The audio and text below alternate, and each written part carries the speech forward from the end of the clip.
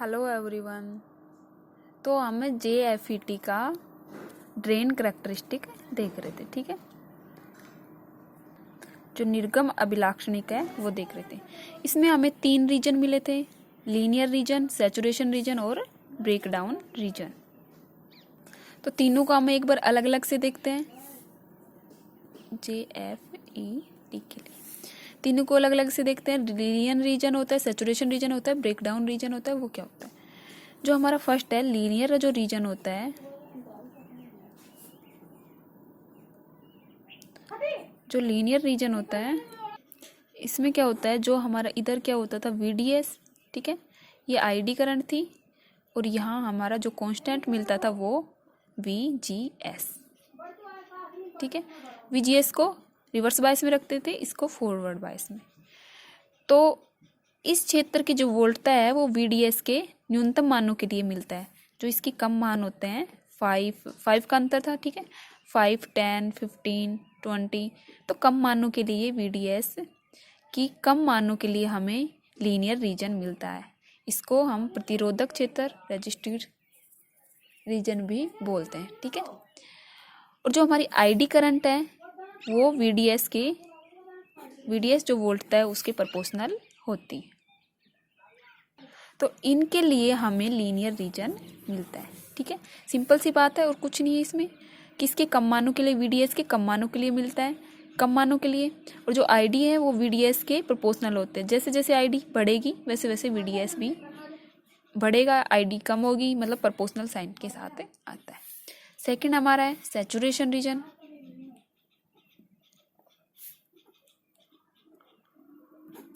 इसमें जो हमारी ID जो करंट है वो लगभग स्थिर रहती है, ठीक है।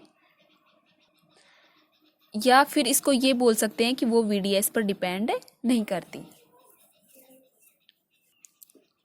VDS पर डिपेंड कहाँ नहीं कर रही? ID करंट यहाँ पर कांस्टेंट है, ठीक है। तो VDS के बढ़ने पर इस पर कोई डिपेंड नहीं कर रही।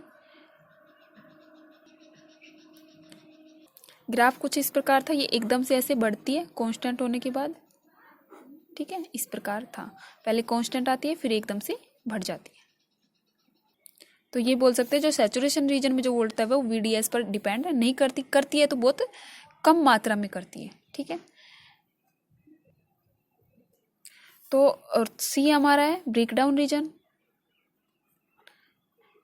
इसका थोड़ा सा पढ़ना, इसमें कुछ भी नहीं है, बस इसमें से पता करना है कि क्या है क्या नहीं है। ब्रेकडाउन रीजन जो भंजक क्षेत्र होता है वो क्या होता है? हमें पता है जो PN संधि, शायद अपन ने पढ़ी नहीं, जो PN संधि है उसमें भंजन वोल्टता होती है। जो हमारा आउटपुट होता है और सोर्स होता है, ठीक है। आउटपुट में क्या है? ड्रेन होता है और सोर्स है। इनके मध्य मैक्सिमम जो रिवर्स बायस वोल्टेज है वो PN संधि के ब्रेकडाउन पर डिपेंड करती है, ठीक है। जो ये निर्गम सोर्स है इसको ही हमें निर्गम सोर्स जो हमारी VDS ड्रेन टू सोर्स, इसी को हम भंजन वोल्टता बोलते हैं या drain to source breakdown voltage बोलते हैं। Drain to source breakdown voltage, ठीक है।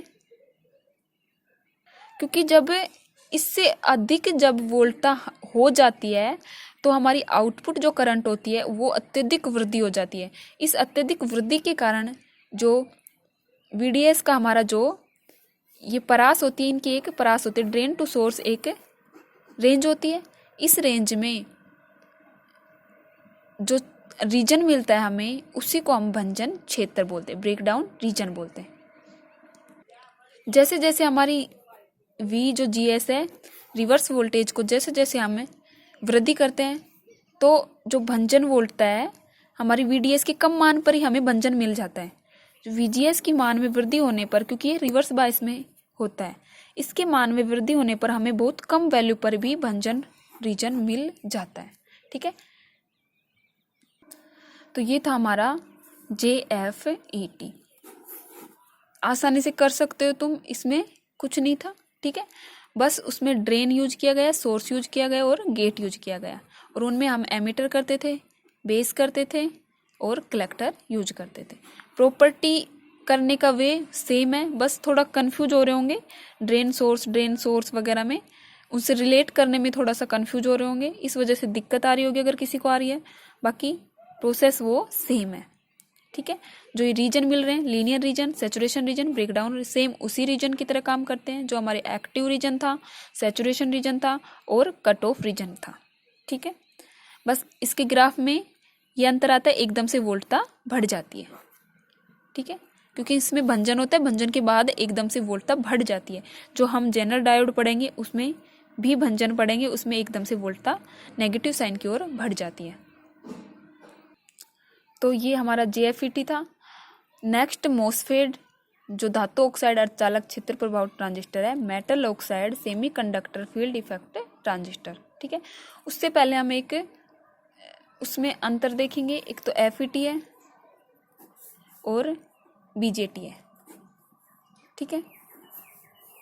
बाईपोलर जंक्शन ट्रांजिस्टर जो हम पढ़ चुके, वो जो मैं बता रही NPN और PNPN में वो, और जो हमारा फील्ड इफेक्ट ट्रांजिस्टर, इनमें हमें कंपैरिजन करेंगे, ठीक है। अब यहाँ से कंपैरिजन निकल के आ जाएगा कि क्या क्या इनमें अंतर पाया जाता है। मैं बोल रही हूँ लगभग सेम होते हैं, क्योंकि इनमें जो भी अब कंपैरिजन लगभग सेम होते हैं। बाकी जो कंपैरिजन है यहाँ हम लिखेंगे कि फील्ड इफेक्ट ट्रांजिस्टर और जो बाईपोलर जंक्शन ट्रांजिस्टर जो हम पढ़ चुके, इसमें ध्यान रखना वो आते हैं जो बाईपोलर हम पढ़ चुके, NPN PNPN ट्रांजिस्टर, ठीक है। उसमें इलेक्ट्रॉन होल होते हैं, इसमें भी इलेक्ट्रॉन होल होते हैं बाकी, ठीक है। तो इनमें हम कंपैरिजन करेंगे, फिर और अच्छे से तुम रिलेट कर पाओगे उससे। और इससे ध्यान रखना हम क्या कर रहे हैं, वोल्टेज को कंट्रोल कर रहे हैं, ठीक है। इसमें वोल्टेज का जिक्र होता है, धारा का तो ड्रेन धारा होती है, जो ड्रेन करंट होती है उसका इतना कुछ रोल नहीं होता। बाकी इसमें जो होती है IB करंट है, IE करंट है, मेन रोल जो करंट का होता है, इसमें करंट को कंट्रोल करते हैं, ठीक है। तो इनमें जो इनकी जो कंपैरिजन कल करते हैं। बाकी यहाँ तक JFET में कोई भी दिक्कत हो तो बता देना, क्योंकि सेम इसी प्रकार हम MOSFET करेंगे। MOSFET में भी वही N चैनल और P चैनल, यहाँ से तुम रिलेट करते जाना इन दोनों को। अगर रिलेट करके पढ़ो तो तुम्हारी मर्जी, बाकी अलग से पढ़ना चाहो तो तुम्हारी मर्जी, बाकी है इसमें कुछ भी नहीं। बाकी अपना अगर क्वेश्चन आता है JFET पर, जंक्शन फील्ड इफेक्ट ट्रांजिस्टर, या FET पर, FET के दो ही पार्ट है, JFET और MOSFET, तो क्वेश्चन आता है आप इतना कराओ इनफ है, ठीक है। तो कल हम इसमें कंपैरिजन करेंगे। Okay, bye bye.